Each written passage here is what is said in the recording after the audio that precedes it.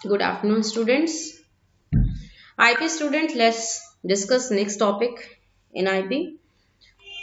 Chapter 8 में next topic हमारा है रिलेशनल मॉडल टर्मिनोलॉजी।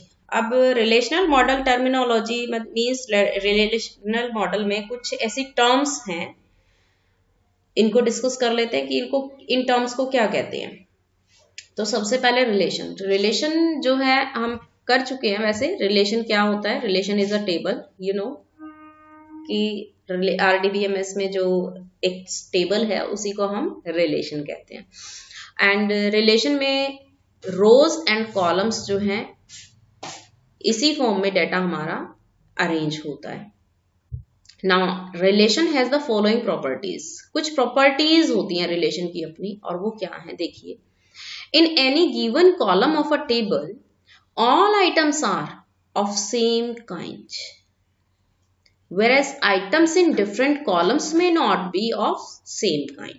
देखिए ध्यान से समझिए कि रिलेशन में एक सिंगल कॉलम में जो वैल्यूज होंगी, एक कॉलम की वैल्यूज वो एक ही तरह की होंगी, है ना, सेम टाइप की होंगी। बट ऐसा कोई जरूरी नहीं है कि सभी कॉलम्स की वैल्यूज सेम टाइप की हो, है ना। जैसे कि एक टेबल में एक रिलेशन में कॉलम्स हैं, student roll number, student name और उसके मार्क्स। तो रोल नंबर में रोल नंबर अपीयर होंगे, तो ऐसा तो नहीं कि रोल नंबर कॉलम में आप नेम डाल देंगे और नेम कॉलम में नेम टाइप की वैल्यूज अपीयर होंगी एंड मार्क्स में मार्क्स टाइप की वैल्यूज अपीयर होंगी। एंड स्टूडेंट रिलेशन में 3 कॉलम्स है, रोल नंबर, नेम और मार्क्स। ऐसा तो नहीं कि तीनों कॉलम्स में सेम टाइप की वैल्यूज हैं, तीनों में डिफरेंट टाइप की वैल्यूज हैं। Second point, for a row, each column must have an atomic value, and also for a row, a column cannot have more than one value. Means a row, each column must have an atomic value। मतलब कि एक रो में हर column की value unique मिलेगी आपको। Roll number कुछ और मिलेगा, नेम भी उसका डिफरेंट हो गया और उसके मार्क्स भी डिफरेंट हो गए, है ना। And also for a row, a column cannot have more than one value। एक रो में किसी कॉलम की वैल्यू, एक सिंगल रो में एक किसी कॉलम की वैल्यू को आप रिपीट नहीं कर सकते। जैसे कि एक रोल नंबर है 10, रोल नंबर 10 और उसका नेम है अरुण, तो अरुण के साथ आप मोहित नहीं डाल सकते, है ना। तो किसी भी रो में a column can not have more than one value. Okay.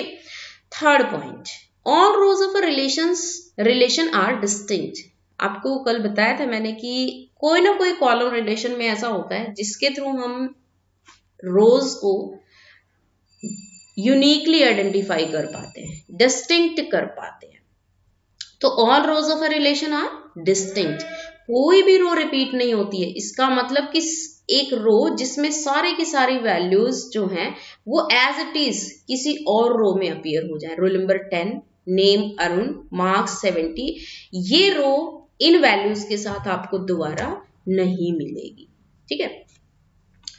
That is, a relation does not contain two rows which are identical, which are same in every column. That is, each row of the relation can be uniquely identified by its contents। हम इनके contents के through क्या कर सकते हैं?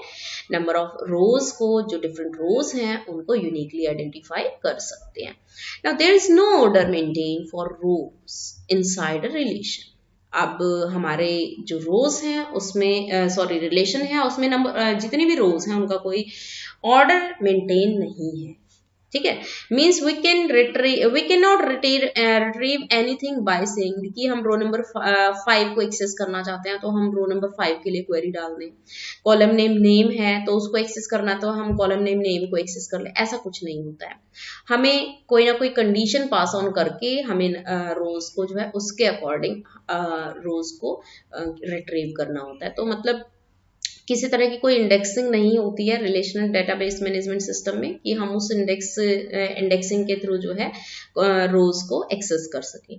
The columns of a relations are assign distinct name. Yes, more than one columns जो हैं वो सेम नेम से अपीयर नहीं हो सकते किसी भी रिलेशन में। किसी भी रिलेशन में 2 कॉलम सेम नहीं हो सकते, ठीक है। हाँ, कॉलम की वैल्यूज सेम हो सकती हैं, लेकिन कॉलम जो है सेम नहीं हो सकते। ऐसा नहीं हो सकता कि एक स्टूडेंट रिलेशन है और उसमें मैं ले रही हूँ रोल नंबर, नेम और मार्क्स, और फिर से एक कॉलम वापस ले लेती हूँ नेम, तो it's not valid in RDBMS. Okay, these are the properties of relation in RDBMS. Now, what is the term domain? Domain का मतलब क्या होता है? Domain, it is a pool of values. Pool of values, set of values. एक ऐसा pool of values है जिस set से, जिस ग्रुप से आप किसी कॉलम की एक्चुअल वैल्यूज को पास ऑन करते हैं, इंसर्ट करते हैं। तो हम ये कह सकते हैं कि domain is a pool of values from which the actual values appearing in a given column.